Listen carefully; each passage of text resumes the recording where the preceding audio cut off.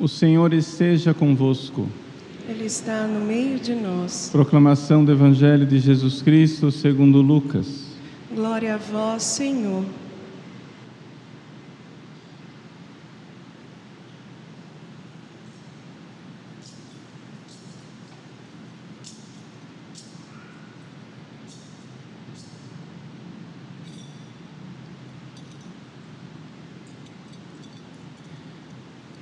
Naquele tempo, Jesus contou uma parábola aos discípulos. Pode um cego guiar outro cego? Não cairão os dois num buraco? Um discípulo não é maior do que o mestre. Todo discípulo bem formado será como o mestre. Por que vês tu o cisco no olho do teu irmão e não percebes a trave que há no teu próprio olho? Como podes dizer a teu irmão: irmão, deixa-me tirar o cisco do teu olho, quando tu não vês a trave no teu próprio olho? Hipócrita, tira primeiro a trave do teu olho e então poderás enxergar bem para tirar o cisco do olho do teu irmão. Não existe árvore boa que dê frutos ruins, nem árvore ruim que dê frutos bons. Toda árvore boa é reconhecida pelos seus frutos. Não se colhem figos de espinheiros, nem uvas de plantas espinhosas. O homem bom tira coisas boas do bom tesouro do seu coração, mas o homem mau tira coisas más do seu mau tesouro, pois sua boca fala do que o coração está cheio. Palavra da salvação. Glória a vós, Senhor.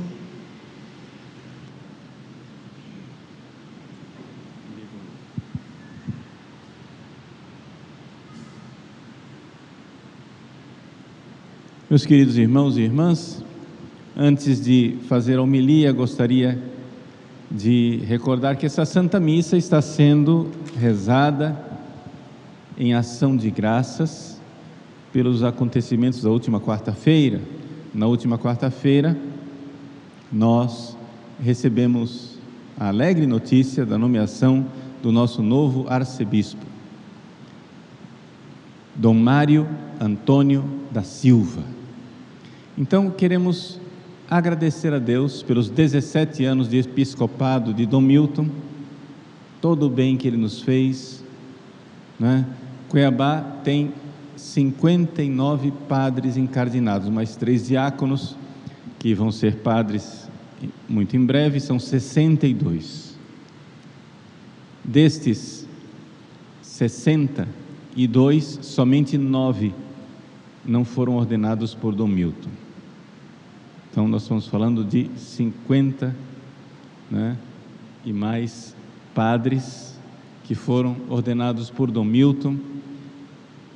Tivemos o sínodo arquidiocesano, tantos acontecimentos durante esses 17 anos que a gente só pode dar graças a Deus e agradecer pelo frutuoso episcopado do nosso arcebispo agora emérito, Dom Milton Antônio dos Santos, e receber com alegria a nomeação de Dom Mário.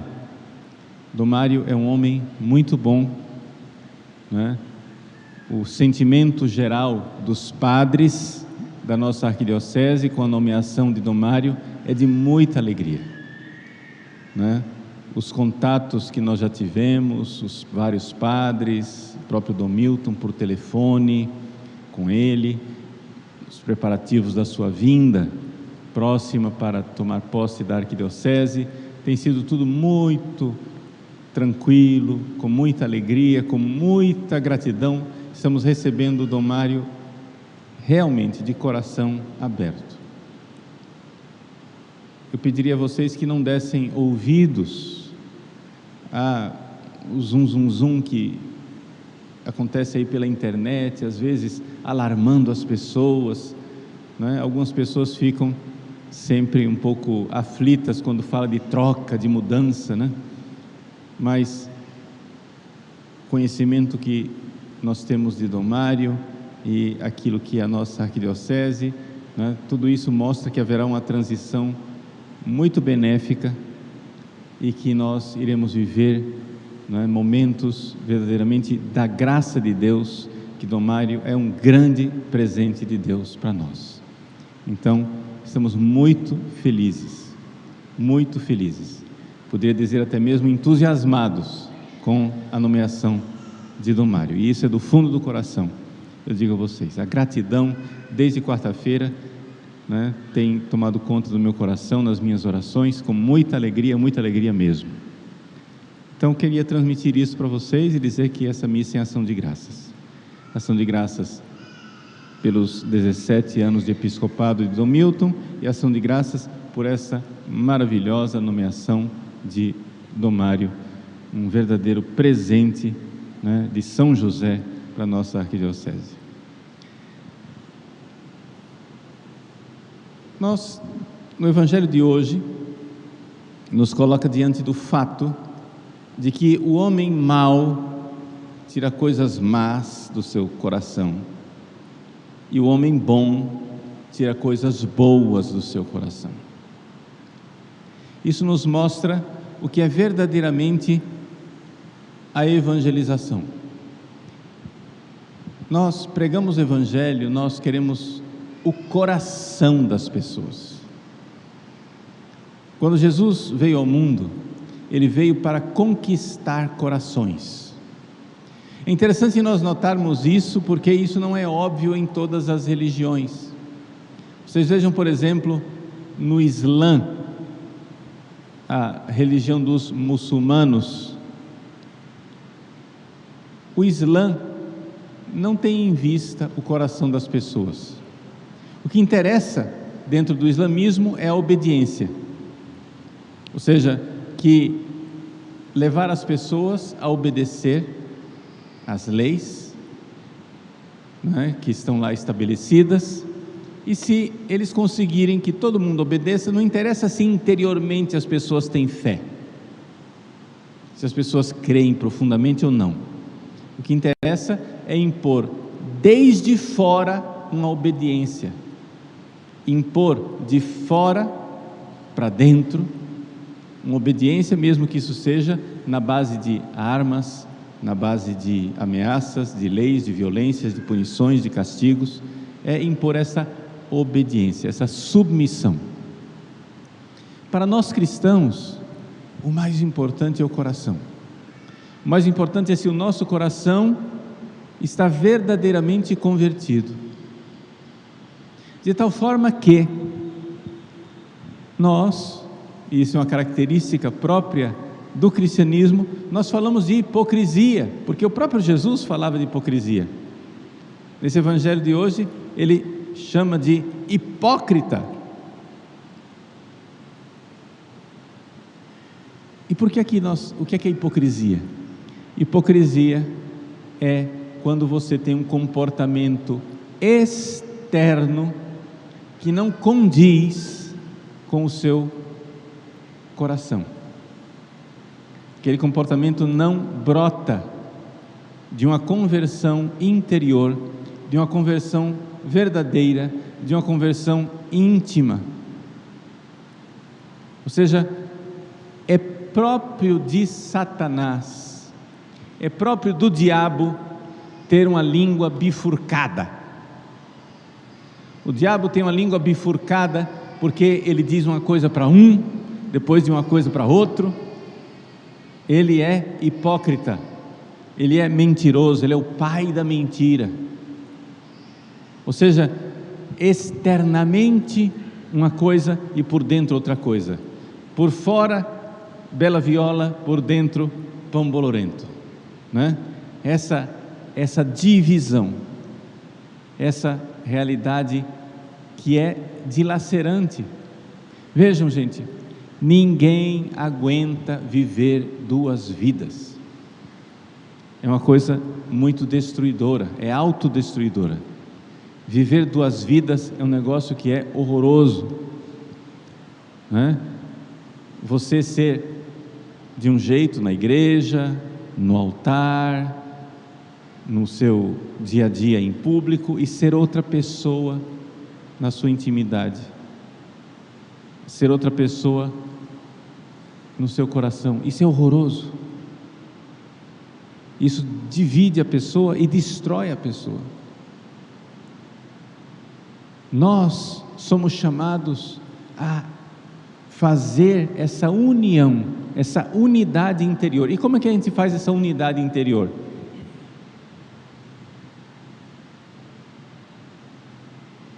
Estou dizendo isso porque é o tema do Evangelho, mas não somente, porque quarta-feira que vem é quarta-feira de cinzas,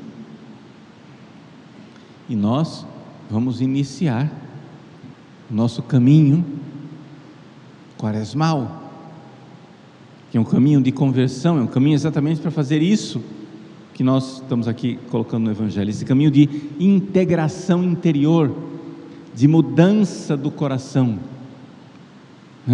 de mudança interna, mudança do coração. Muito bem, como é que a gente deve então fazer para ter essa integridade? Bom, primeira coisa, vamos entender que a completa e total harmonia entre a vida interior e a vida exterior, ela só existe nos grandes santos. Nós temos que olhar para isso como o lugar onde nós queremos ir, esse esforço de integração. Mas como é que começa isso? Como é que se faz isso? Jesus coloca no Evangelho com muita clareza: o exame de consciência. Ele diz que nós não podemos ser cegos. Pode um cego guiar outro cego? E qual é a cegueira? A cegueira principal é aquela de quem vê o cisco no olho do irmão, mas não vê a trave que está no próprio olho. Ou seja, Jesus pede que nós façamos um exame de consciência para ver as traves que estão nos nossos olhos. Vejam, é uma comparação, é uma metáfora, não é? Ou seja, Jesus está dizendo o quê? Veja, você tem um juízo crítico com relação aos outros. Você olha para o outro e começa a ver defeito. E só começa a fazer uma listinha de defeitos. Você olha para o outro e você diz: está vendo tal coisa, tal defeito, tal defeito, tal defeito. Então, para fazer uma lista de defeitos dos outros, você é capaz de ver até os mínimos detalhes, o cisco no olho. Por que Jesus usa a palavra cisco? Porque é uma coisa quase invisível, imperceptível. Vocês já tentaram ver o cisco no olho de um irmão? Se a pessoa não disser que ela está com um cisco, porque quem sente o cisco no olho é a pessoa. Se a pessoa não disser: escuta, caiu um cisco aqui no meu olho, vê aqui para mim, dá uma olhada. Você olha e não vê nada. Aí você investiga, estou vendo aqui, peraí, e tira. Ou seja, um cisco no olho é uma coisa difícil de ver. E Jesus diz: está vendo? Você fica vendo pequeninos defeitos no outro e não enxerga que tem uma tora no seu olho. Aqui Jesus está usando uma figura de linguagem chamada hipérbole, ou seja, um exagero de expressão. Ninguém tem uma tora no olho, né? Então não é um cisquinho, é uma tora que está no seu olho.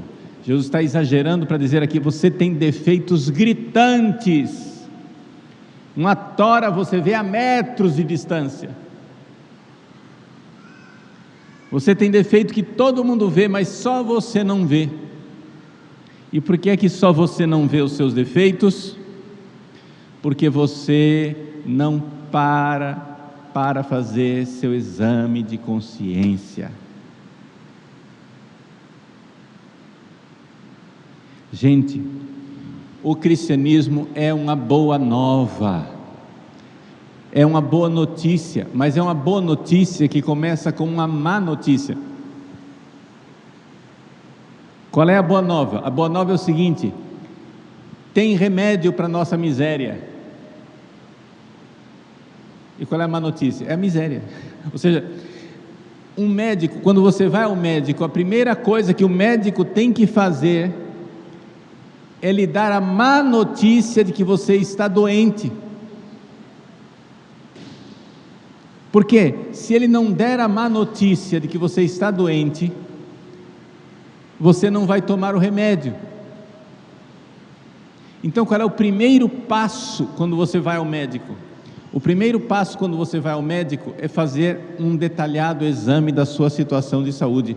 Tem gente que é assim: eu não vou ao médico porque o médico vai descobrir uma doença. Mas isso é loucura.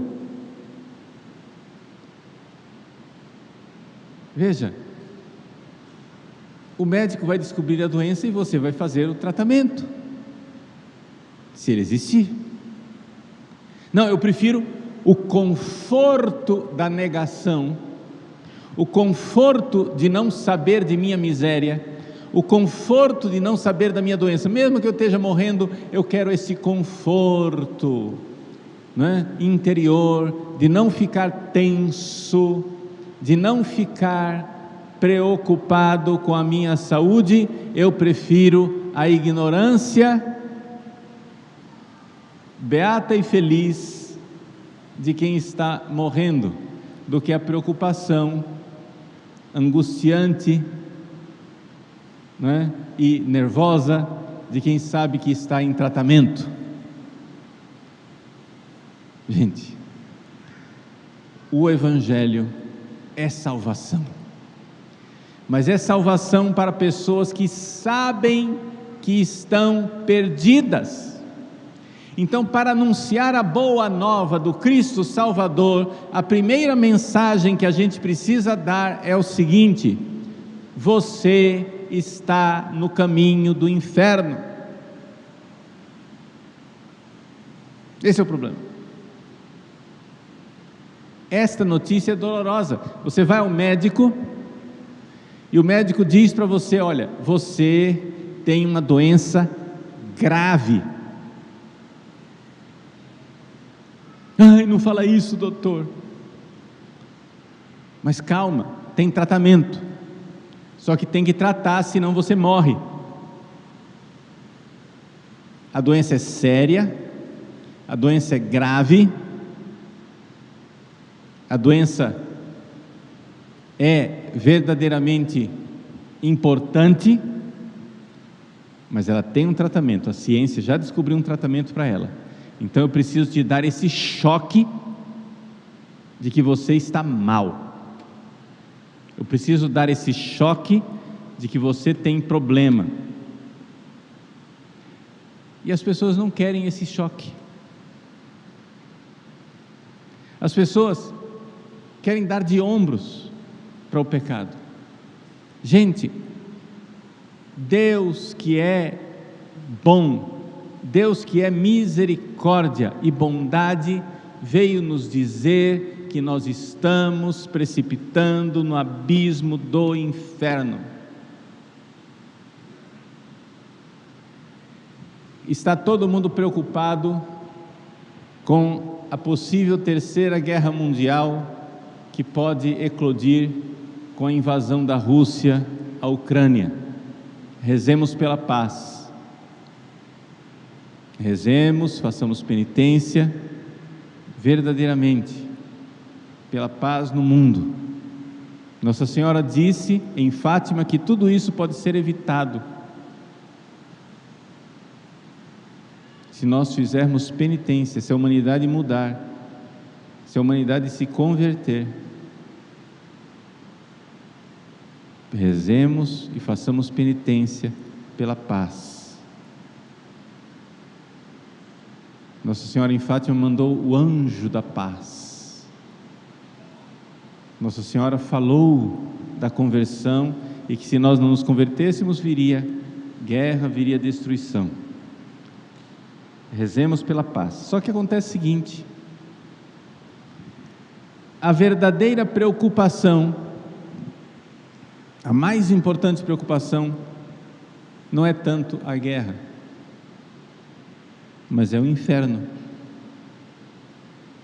Eu esses dias fiz no meu site um curso de férias, cartas de um diabo ao seu aprendiz.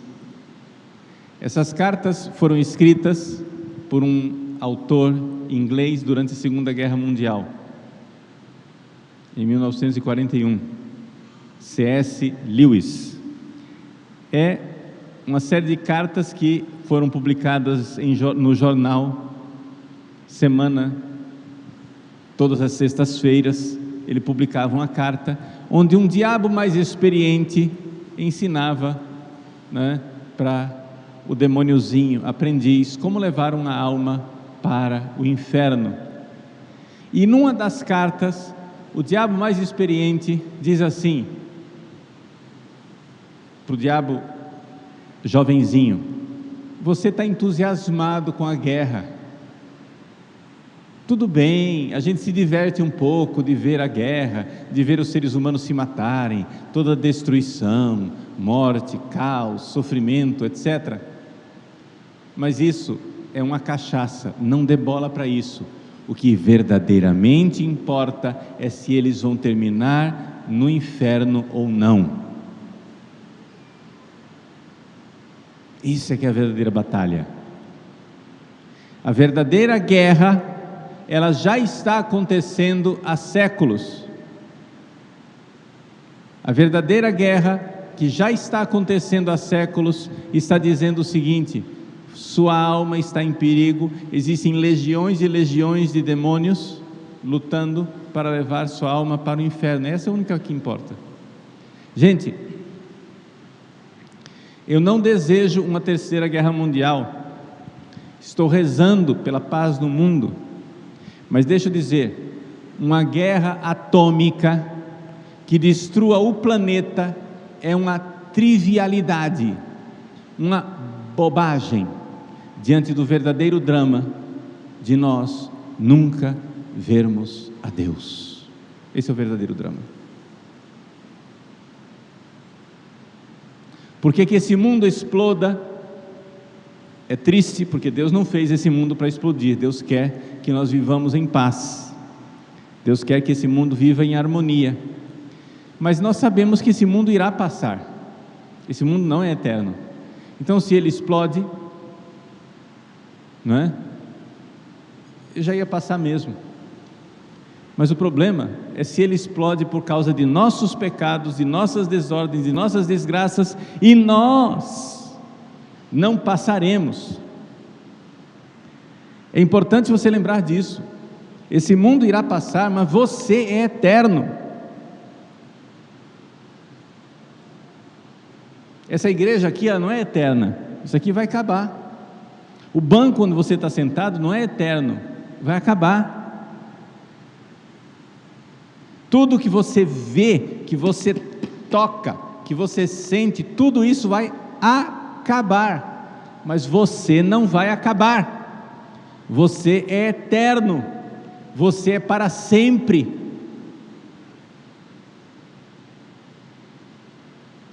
E o seu destino depois da morte é eterno. Ou você irá eternamente para o fogo, para a morte, para a punição, para o inferno. O inferno é para sempre. O inferno não é uma temporada,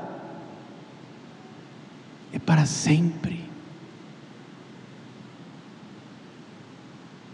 Ou você irá eternamente ver Deus face a face e ser feliz.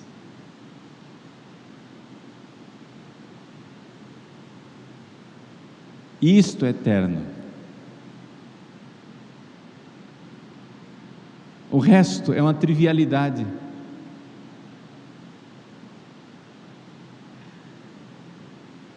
Lutemos, rezemos, façamos de tudo pela paz mundial, mas façamos muito mais pela salvação de nossas almas.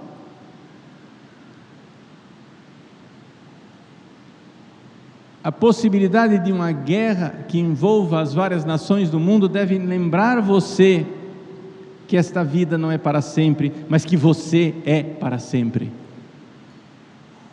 E que os seus pecados cometidos agora, nesse mundo, irão determinar o seu destino eterno. Ou você será eternamente salvo, ou você será eternamente condenado. Nosso Senhor Jesus Cristo é Salvador, porque a humanidade precisa de salvação. A má notícia é que nós estamos perdidos, condenados ao inferno. A boa notícia é que um Salvador morreu por nós na cruz para nos dar a felicidade eterna. Abracemos o Salvador. Mas para nós abraçarmos esse Salvador, nós não podemos ter uma trave no olho, ou seja, uma cegueira que nos impede de ver os nossos pecados. As pessoas não querem fazer exame de consciência porque dói. Claro que dói. Exame de consciência dói. Quando eu era adolescente, faz tempo, tá? Só para lembrar que eu tenho DNA, data de nascimento antiga. O nosso novo arcebispo, Dom Mário, é somente 1 ano mais velho do que eu. Nós somos da mesma fornada de padres. Eu fui ordenado padre com 6 meses de diferença. Ele foi ordenado em dezembro, eu fui ordenado em junho. Então, só para dizer que faz tempo. Quando eu era adolescente, faz tempo. Tinha uma música que a pessoa começava repetindo um refrãozinho assim, irritante, repetitivo. Não posso parar, se eu paro eu penso, eu choro. Não posso parar, se eu paro eu penso, eu choro. Não posso parar, se eu paro eu penso, eu choro. Exatamente o exame de consciência. Não posso parar para fazer meu exame de consciência, porque se eu parar para fazer meu exame de consciência, eu vou pensar nos meus pecados, nas minhas misérias, na minha desgraça, e se eu pensar, eu choro. Mas meu querido, minha querida, são lágrimas de salvação. Pare, pense e chore. Nós iremos na próxima quarta-feira colocar cinzas em nossas cabeças, exatamente para dizer, vamos fazer penitência, vamos pensar.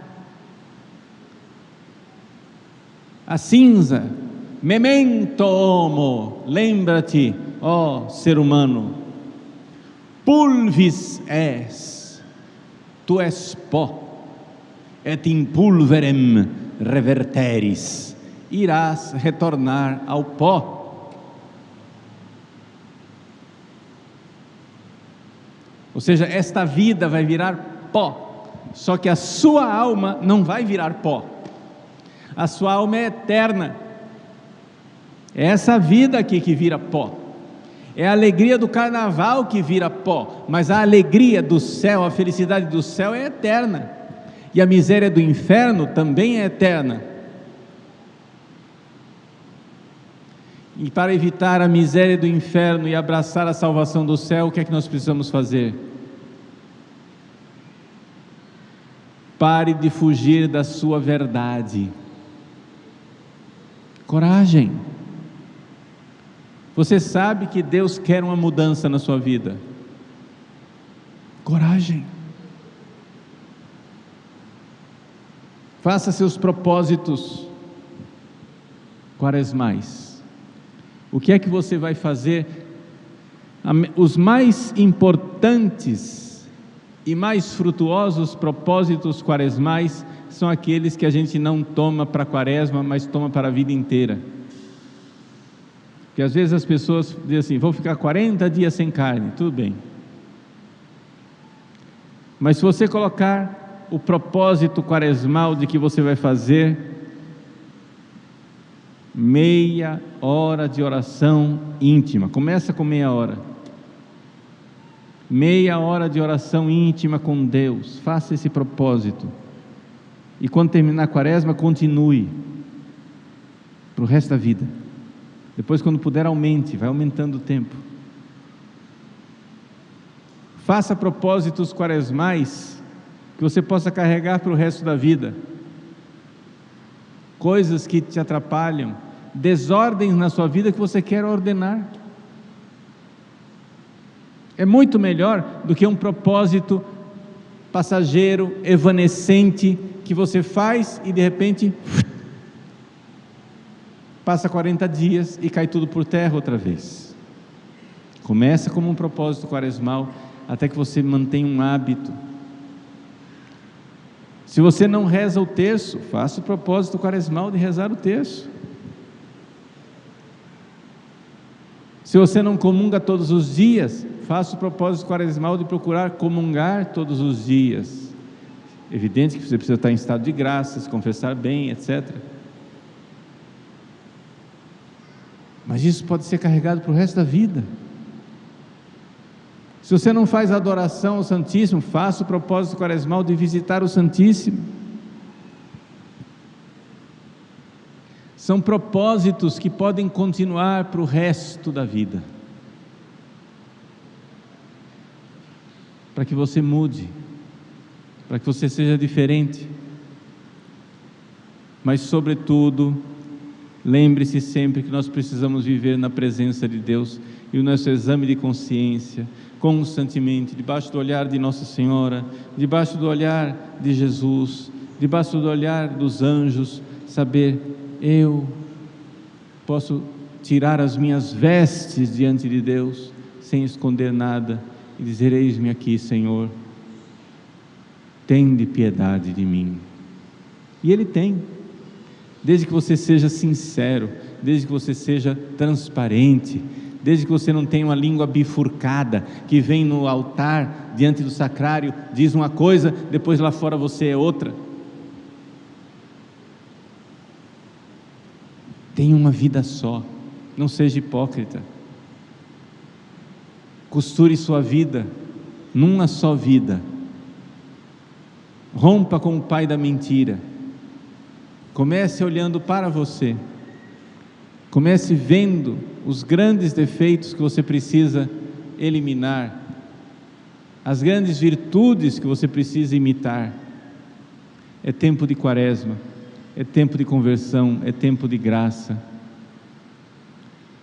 Rezemos pela paz no mundo, para que não aconteça mais guerra sobre a face da terra, mas rezemos principalmente pela nossa salvação e pela salvação das almas, aquela batalha que verdadeiramente importa, aquela guerra que realmente é definitiva, a guerra pela nossa salvação, porque nosso Senhor quer nos levar para o céu. Com alegria, então, vamos iniciar quarta-feira que vem o tempo da quaresma. Gostaria de recordar, concluindo essa homilia, algumas coisas práticas. Primeiro, quarta-feira de cinzas é dia de jejum e abstinência. A abstinência significa que você não vai comer carne. E o que é que a igreja entende por carne? Atenção! Esqueçam esse conceito: não pode comer carne vermelha. Gente, carne vermelha é um conceito lá dos nutricionistas. Para nós, existe um conceito canônico de carne. No direito canônico, o que é que não é carne? O que não é considerado carne é peixe. Mas o peixe tem sangue, o peixe é um conceito canônico, estabelecido pela lei da igreja. Peixe não é considerado carne, frutos do mar não é considerado carne, ovos não é considerado carne, e evidente, leite, derivados de leite, etc.